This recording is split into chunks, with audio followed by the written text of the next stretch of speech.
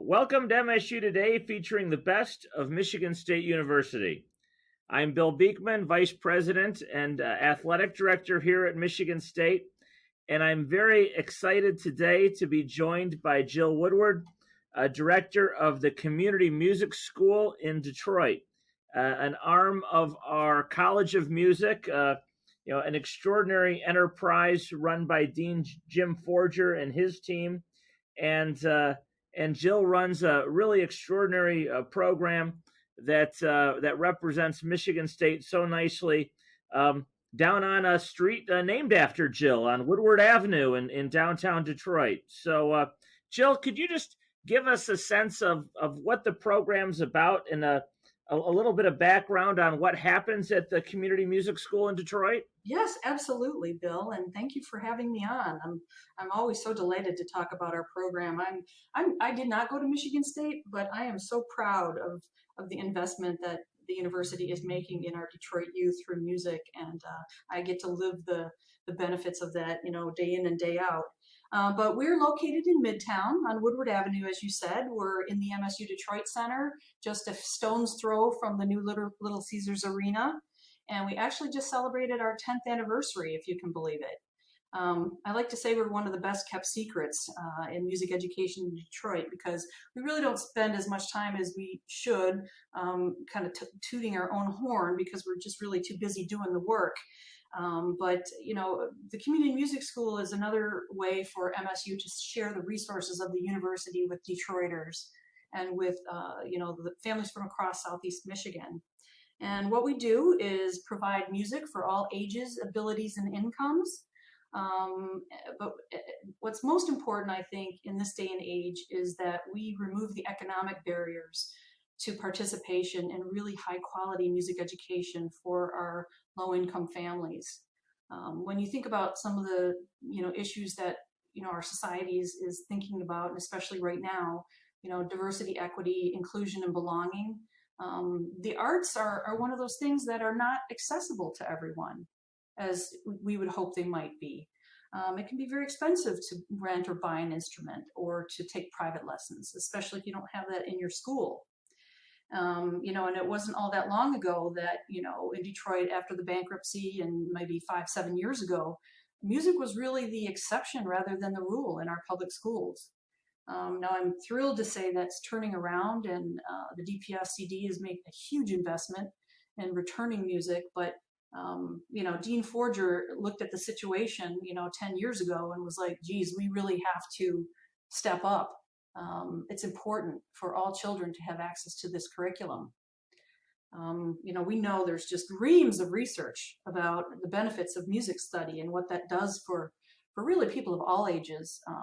But for babies, for youth development, they're the skills that we really need for the 21st century economy are built into music study. You might find that a presumptuous statement, but I have a favorite quote from a Nobel Prize winning physicist, and he said that all he needed to learn for success he got from his bassoon teacher. I wouldn't doubt that. It's interesting in my role as the director of athletics. I think that in fact, I had a conversation earlier today with Coach Izzo, and we were talking about how a number of his former players who've been extraordinarily successful, in many cases in things other than athletics, in various business pursuits, we'll come back and say so much of why I'm successful is because of what I learned here at Michigan State, and it's has a lot to do with discipline, with study habits, with time management. In the case of athletics, but I'm sure it's no different in music. It's the ability to I would think to take something on that isn't very easy at first, and to work at it, and to practice, and be disciplined, and to overcome some of those hurdles as your brain and your fingers become more and more coordinated, depending on the instrument, and then eventually to learn that through that process you become successful. And so I wouldn't doubt at all that many very accomplished people got all they needed to learn from all they needed to be successful in business from some version of their bassoon teacher. It's absolutely true. Kids who have access to music have better academic results, better workforce opportunities, and in general, they tend to have more civic engagement over their lifetime as voters and volunteers. So, when we look at music and the skills that it teaches, we tend to think of it as building out the whole citizen. It teaches critical thinking. It teaches abstract math because, well, that's what musical notation is. It's all fractions. I played the cello, and that's why I always say that's why I'm in administration, because music theory is hard. But we benefit from all the thought leaders at the College of Music who are really innovating music education today. I mean, it's not just what it was when I was growing up, and you learned to play hot cross buns, and then you moved on to harder and harder pieces. Today they're really looking at how music can deliver kind of different concepts, including social justice concepts. We worked with some professors at the College of Music to design a curriculum we call Music Empowers. And what that does is use music as a way to introduce kids to social justice concepts. Looking at composers throughout history who you wouldn't normally learn about in the books, or letting the kids decide what kind of music they're interested in, and using that as the basis for the music, for looking at musical notation.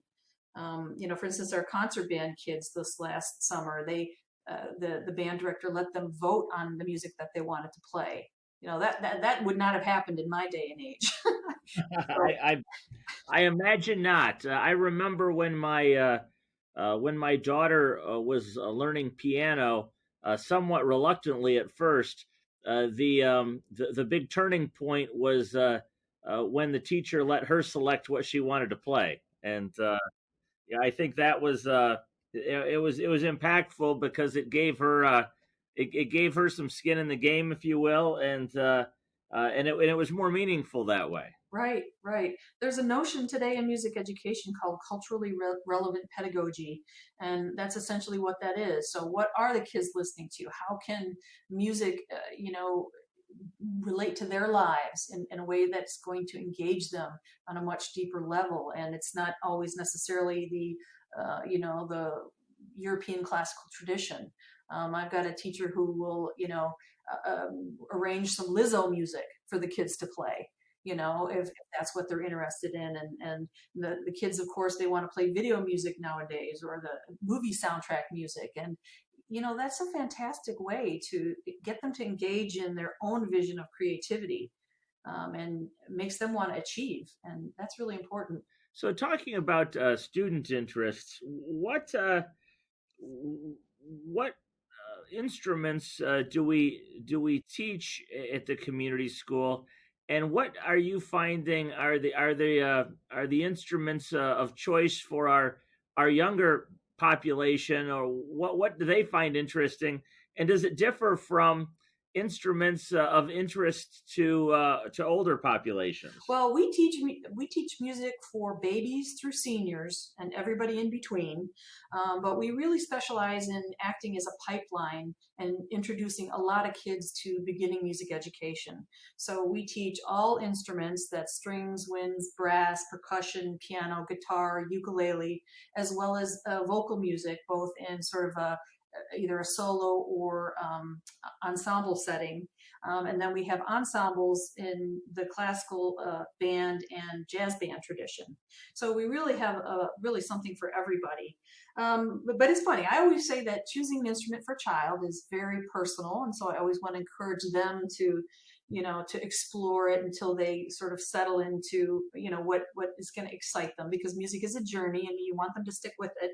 But piano will always be very popular. Percussion will always be very popular. We've got some sold out strings and guitar classes this fall. We've got a lot of young singers. So, that's just exciting. We just started our fall classes last week. We've got over 50 online classes right now. And when we have classes that are really full of children having fun, even on the computer with each other on Zoom, it's just tremendously exciting to see their creative juices flowing. That is amazing, and that was a question I was curious about. Music education seems to me like something that's most optimally done in person, sort of with the teacher kind of looking over and making sure that the finger placement might be right on an instrument or what have you. How have you adapted to our current environment, which mostly doesn't allow for Yeah, that? well, it really would be our choice to be all together in a room making music, but obviously, the global pandemic of COVID is has meant that that's just not feasible for safety purposes. So, like the rest of the country, we shut down in mid-March. But it really took us a couple weeks, but we worked as hard as we could to really rethink the way we could deliver music in the online environment. And unfortunately, we have so many new technology applications today. Kids even just with a phone can write and compose their own music. But we can also share with them, wonderful programs for arranging and transcription and recording. So, in lieu of doing live concerts, we restructured most of our classes to sort of end in either what we call a listening party, where they've they've each recorded their part and then it's been edited into a concert, or else we just sort of went one at a time with our recitals and had each young person have their 5 minutes of fame. Not ready for 15 minutes yet. Um, and that was wonderful. I mean, we taught hundreds and hundreds of families how to Zoom last spring before it was a household word. And it was really important to us to just be there every week with the consistent, caring role model music instructor that the student already had an existing relationship with. Because, let's face it, COVID is a scary, isolating time for a lot of people. And I think we're getting a little more adjusted to it now. But at the beginning, we were just there, in an emotional, social emotional sense, helping the kids, stay focused and positive and giving them time to play and interact with each other online. So, I've actually had some parents say, my kids actually really, doing well on the trombone. They've done a lot more practicing, in this environment. So, I think we did the glass is more than half full, even though we'd rather be together in person. I was just watching one of our flute classes on Saturday morning, and I was commenting on this to somebody today, there's really little kids on the screen. And the instructor was like, okay, now take this URL and paste it into your browser. And I was like, oh my gosh. Yeah, that's a skill that I would be challenged by, that probably the average 6 or 7 year old can easily accomplish. I know, but like, who knew that, but this is just another reason that what we're doing is important, because, they're really learning how to use computers while also, learning their music. So we've probably got over 400 families right now taking online music classes with us, and that's really important. Keeping the kids focused and positive, and with goals, and and just we're celebrating their accomplishments, on a regular basis. Well, Jill, I think that is really, really important during this time that, in some ways, has felt very isolating. It's hard to do the normal things that we might normally, just that we do on a regular basis, and so that connection on a weekly basis with a music teacher and with peers that are learning along with you, I think would be very impactful. And it sounds like it's been an extraordinary success despite these challenges. One of the things that I found interesting about the community music school is that you have classes for infants, and I must say that so my children range in age from 21 to 15, and when my two older children were infants, I remember my wife going to a music class with them. And and for whatever reason, as life changed and things happened, we didn't do that with our youngest. But the two older children took up piano in their in their earlier years, 8, 10 years old, and still to this day, we'll occasionally go over to the piano and play and pull out something. And our youngest has never had a musical inclination, and I don't know if that's our fault because he wasn't in those infant classes or not. But at least from the experience of my older two, whether it was the infant classes or something else, neither of them would think of themselves as musicians, but they've played the piano over the years, and my daughter picked up a little bit of guitar, and it's something they've always enjoyed. So very well, it may have a significant impact. But tell us what happens at an infant music class. Yes, well, we are very fortunate in that at the College of Music we have Dr. Karen Salvador, who is really an internationally renowned expert on early childhood music, and essentially you grow the majority of your brain synapses between being born and around age 6. And music is one of the activities that, unlike just passively listening to music, but in interacting in a musical engagement, lights up all areas of the brain and literally fuels growth in terms of the development. And so they have a very specific research-based curriculum. It's called music play. That's decades and decades of research have gone into what fires up babies. There's a lot of call and response. There's a lot of interaction, and usually the parent or caregiver is present with those very young ages. But you learn music in the same way you learn language. So, and it's the precursor to language. So the babies are literally imitating tone and pattern, which are, a form of communication.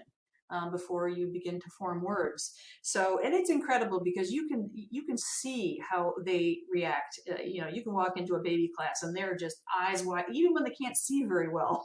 Newborns, as you know, don't have great eyesight, but they are just reacting 200% to the music. And we have one grant that enables us to go into all of the homeless shelters in Detroit and Head Start locations where we have some really expert faculty working with our very, very young, very vulnerable populations. And we've just had some incredible stories come out of that. We had one little child who had witnessed the death of a parent in a domestic violence situation, and he had not spoken for quite some time. And after music class with Miss Christie a few times, he was literally, wanting to react verbally and interact with the teacher. So that just goes to show the healing power and the inspirational power of music. But yeah, it starts from as soon as you're out of the womb, the more you can sing and talk to your baby, the more language skills and other skills they're going to develop, and that's what the research tells us. That's really very, very, very special, and that's an extraordinary story. So you start out as optimally as an infant and hearing the music and reacting, and then as our students grow older and they're in school, our community music school has a sort of hand in glove relationship with the Detroit Public School, and how does that work? How do you connect with the local school district that sort of surrounds your building there on Woodward Avenue? Yeah, well, I will say that supporting music programs in our public school and supporting our public school music teachers is a huge priority for the College of Music and for the Community Music School. These are people doing really important work, and we want to help them strengthen their programs and supplement any of the activities that they're doing. So, as I mentioned, they've hired literally over 100 teachers in the last year in the Detroit Public Schools Community District to return more music and fine arts to everyday programming. But you can't just go from 0 to 100, to build the kinds of programs that were once available in Detroit, say 50 years ago. So we're working with them to ask them, how can we help you and support your program? So for instance, right now, with everyone learning in the virtual environment, we're offering all of our selection of teaching artists who can lead sectionals, which is breaking off a group of instruments by type and building on those foundational skills that they can then bring back to the ensemble, and strengthen the overall band or orchestra. So we're providing those teaching artists. We also loan the schools sheet music, in PDF or hard copy, whatever they need if they don't have it. We will loan free instruments at no charge to any students that would like to interact with the community music school. And that's really important because not all the schools have what they need to outfit their ensembles. And that's actually part of our Lonely Instruments in Need of Kids program. So for any student that's enrolled, in one of our activities, we can loan instruments at no cost. And that's really important. So, and then, we're working with the music teachers on professional development. Anything they say that we can help with. One of our really young lions of the jazz program just led a professional development workshop for DPSCD teachers about using technology in remote instruction. And, there were 30 teachers at that who said that was really fantastic. And we just happen to have this talent, coming out of the College of Music that we can share. Yeah, no, I think that connection between our faculty and young people in our communities around the state is so meaningful and so special. One of the projects I've been involved in just a little bit is the through my role as a board member on the MSU Federal Credit Union, is our sponsorship of a jazz program that takes our jazz faculty and visiting musicians out into high schools, working with with their jazz bands, and to talk to the young people after they've had that experience working with a world-renowned jazz musician. That first of all is a experience they'll never forget, just having had the opportunity. But it helps them not only with technical skills, but also I think the emotional impact is so strong, and and it's such a meaningful experience that it really inspires them to continue. And so I think those that outreach to the community is such an important part of what we do at Michigan State. Absolutely. Professor Rodney Whitaker, a homegrown Detroiter who's, an internationally renowned jazz musician and jazz pedagogue at the College of Music, is just, he's like a walking PBS special. I could listen to him talk all day, but Rodney cares about us in Detroit deeply. So we're very fortunate to be able to access that program that you just mentioned. And our first one is next Wednesday night with Terrell Stafford. So the kids are really excited to have a virtual master class in concert with him. So, thank you for your leadership on that project. No, that's wonderful. That's wonderful. I'm glad to hear that they'll be visiting. So you just just completed a process of studying the impact of the community music school on the community, and I'd be curious to get your. Obviously, the community music school has had an extraordinary impact, but give us a little deeper sense of what the study showed you. Yeah, absolutely. We were so lucky to get a grant from the Ralph Wilson Foundation to really take a look at what we've done in the past 10 years. And we were able to work with public sector consultants out of East Lansing. They're Lansing rather. They're an independent research firm, and they looked at all of our data over the last 2 years and collected a lot of new data that we wouldn't normally have had access to, and did a real deep dive into what is the community music school, who do they serve, what has been the results of this investment. And I think we get some really exciting information out of that exercise. And to me, one of the most exciting things is that we've had 40 program alumni matriculate to MSU. But even more important, 25 of those were first generation. So out of Detroit, first generation, in their families to attend college, and that's important, and that's indicative of the talent that we have, but that there are a lot of young people who just really need additional resources to fulfill their potential. And now most of these kids didn't go on to study music. They're studying biology and law and communications, and they're going to be tomorrow's civic leaders in any number of fields. But music was an important tool for them to really to get to where their destiny needed to take them. And we've had a lot of other kids come through the program and get full scholarships to other places. We had one of our longtime students get a $70,000 a year scholarship to the Oberlin Conservatory. We had another kid get a $40,000 a year scholarship to the New School Jazz Conservatory in Manhattan. And just anecdotally, there's dozens of others that we helped earn college scholarship dollars. Whether they're going to be professional musicians or not, they're going to be able to play music in the college environment and really have music in their lives for the rest, forever. Well, and that's extraordinary, because the scholarships you mentioned are those aren't just scholarships; those are scholarships to some of our country's finest musical institutions. So that's pretty spectacular. I fully expect someday we'll be watching the Grammy Awards and see some of our former students. I really do. I wouldn't doubt it at all. So, Jill, I'll wrap up with two questions. Sure. The first one's kind of a fun question, and that is, I was going to ask you what your favorite instrument is, but I'm guessing it's the cello. But I'll ask you instead, what's your favorite music genre that you enjoy listening to, and do you have a favorite musical artist? Oh my gosh, that's a really tough one. I am going to have to say, I worked for the Detroit Symphony Orchestra for 15 years, so I was in the classical world for a long, long time.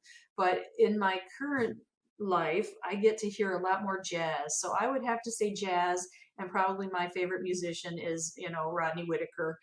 When he plays the upright bass, and when he gets out that bow, oh my goodness, he just, is just he bowls me over. So anytime I get a chance to see him live and sit as close as possible.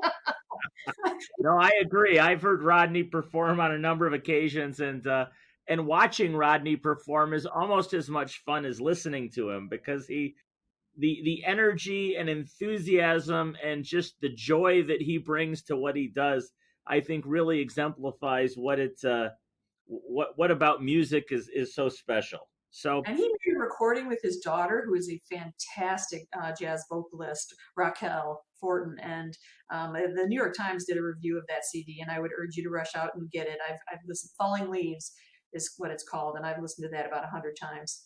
Very good. I will do that. Well, we'll wrap up, Jill, by asking, for those that might be listening and think, "Wow, this is an extraordinary opportunity. How do I find out more about it? How can we help our listeners learn more about your programming?" Please come and visit our website, which is www.cms.msu.edu. We just started fall classes. It's not too late to register for anything. We have something for all ages and all skill levels. So if you're home and you want to learn to play the ukulele during COVID, we can help you out. So check out our website. Or also would say follow us on Facebook, and it's just MSU Community Music School-Detroit, and we're always posting information about exciting events or master classes that we're hosting, and we'd love to have you come check us out, and please tell others about us, because kids need music in their lives. Well, Jill, I was introduced to the banjo by listening to Steve Martin, who was one of my favorite comedians growing up, and became a pretty well recognized banjo player. So I have stolen my daughter's banjo because she's away at college and doesn't play it anymore, and so I might just have to enroll in a class, because that'd be a lot of fun to do. But I want to thank you so much for joining us. It's been great learning about the MSU Community Music School in Detroit. Right down on Woodward Avenue. And Jill, I just can't thank you enough for sharing with us, and would encourage everybody to look up that website, www.cms.msu.edu, to learn more about the Community Music School in Detroit. Thanks so much. Thank you, Bill. It's been my pleasure.